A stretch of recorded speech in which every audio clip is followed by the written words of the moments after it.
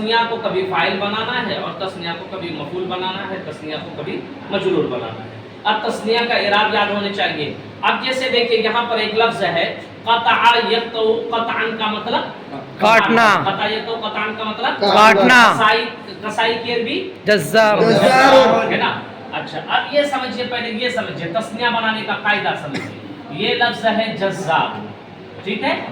اب جزار ہے، ہم یہ واحد ہے نا، یہ واحد لفظ ہے جی۔ اب ہم کو تسنیہ بنانا ہے تو کیسے تسنیہ بنائیں؟ جزارانی ہے نا، واحد کے آخر میں الف نون کا اضافہ کر دینے سے کیا ہو جاتا ہے؟ تسنیہ بن جاتا ہے۔ اب یہاں سے جزارون سے کیا لے کے آ گئے؟ جزارانی ہو گیا نا، تسنیہ ہو گیا نا یہ۔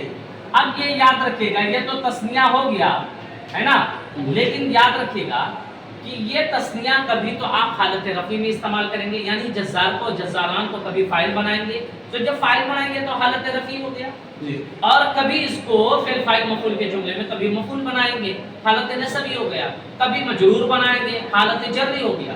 تو تسنیہ کا اعراب حالت رفع میں واو نون کے الف نون کے ساتھ اور حالت نصب و جر میں یا نون مقبل مفتوح کے ساتھ ہوتا ہے نا۔ تو اس طریقے سے اب ہم دیکھیں اس کو لکھتے ہیں کہ دو کسائی دو گوشت کاٹے، دو کسائی دو گوشت کاٹے۔ گوشت کاٹے۔ اب یہ دیکھیں، سب سے پہلے دیکھیں اس میں دو کسائی دو گوشت کاٹے۔ اب کاٹنا اس میں فعل فاعل مفعول کا جملہ میں، اب یہاں پر فعل کون ہو گیا؟ قطع، قطع، کاٹنا ہو گیا، کون ہو گیا فعل؟ قطع۔ قطع۔ اچھا اب یہ فعل کون سا ہے؟ فعل ماضی، فعل ماضی، فعل ماضی۔ کاٹے، پتہ چلا گزرے ہوئے زمانے میں کاٹے ہے نا۔ تو اب یہاں پر ہم لے کر کے آ جائیں گے سب سے پہلے فعل فاعل مفعول والے جملے میں، یاد رکھیے گا سب سے پہلے فعل کو ہم لے کر کے آئیں گے۔ کس کو لے کے آئیں گے؟ فعل کو۔ آپ فاعل کو بھی مبتدا کی شکل میں لا سکتے ہیں سب سے پہلے، لیکن اس طریقے سے آپ جو تھوڑا پھنس جائیں گے۔ اگر تعلیل والا فعل آ گیا تو اب اس میں جو ہے تھوڑا پھنس جائیں گے۔ تو ہم سب سے پہلے کیا کریں گے؟ فعل کو لے کے آ جائیں گے۔ کیا کریں گے؟ فعل کو لے کر آ جائیں گے۔ اب یہ دیکھیں فاعل اگر مذکر ہے تو فعل کو کیا لائیں گے؟ مذکر، مذکر لائیں گے۔ فاعل اگر ظاہر ہے اور فعل کی بعد لا رہے ہیں تو فاعل چاہے واحد ہو، چاہے تثنیہ ہو، چاہے جمع، فعل ہر صورت میں کیا آئے گا؟ واحد آئے گا۔ کیا آئے گا؟ واحد آئے گا۔ صرف اتنا فرق کرے گا کہ اگر فاعل مذکر ہے تو فعل مذکر، اگر فاعل مؤنث ہے تو فعل مؤنث، ہے نا۔ اب یہاں دیکھیں قطع، کون کاٹے؟ قصائی، کاٹنے والا کون ہے؟ قصائی۔ تو قصائی کیا ہو گیا؟ فاعل ہو گیا نا۔ اب جزار میں نے بولا دو کسائی، تو اب بتائیے دو تسنیہ ہے یا جمع ہے؟ تسنیہ، تسنیہ ہے نا۔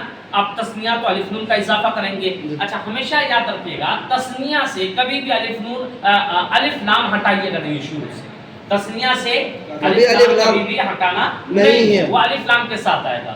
تو اب قطع الجزاران، قطع جزاران، جزاران ہے نا۔ اب کیا ہو گیا؟ دو کسائی نے کاٹا، کیا کاٹا؟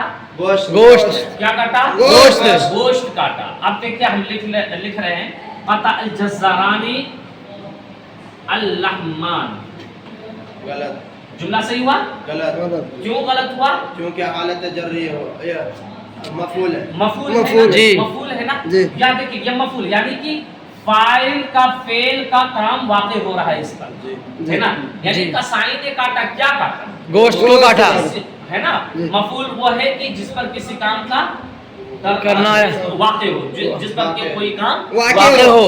اب دیکھیں یہاں پر یہ گوشت کاٹے ہیں نا، فاعل بولے کہ مفعول بولے نا، مفعول، تو یہ کیا چیز ہے؟ مفعول۔ اس پر جو ہے یہ کام کیا جا رہا ہے، مفعول، یہ کام کا گوشت کا کاٹنے کا کام ہو رہا ہے نا۔ تو اب یہ مفعول ہو گیا نا۔ جی۔ مفعول حالت نصبی میں تسنیہ کا اعراب حالت نصبی اور جر یا ماقبل مفتوح کے ساتھ، مفتوح کے ساتھ ہوتا ہے۔ بولے سمجھ میں آئی؟ جی۔ تو اب یہاں پر اللحمان جو دیں گے یہ حالت رفع کا اعراب ہوا نا، جی، حالت رفع کا جی۔ اعراب ہوا، جو یہاں صحیح نہیں ہے۔ کس کا اعراب ہونا چاہیے یہاں پر؟ حالت نصبی کا۔ حالت نصبی کا۔ تو حالت نصبی اب کیا ہے؟ اللحمین، کیا ہے؟ اللحمین، اب یہ صحیح ہو گیا ہے کہ نہیں؟ جی۔ اللحمین، اب یہ صحیح ہو گیا، قطع الجزاران اللحمین، یہ بات سمجھ میں آئی؟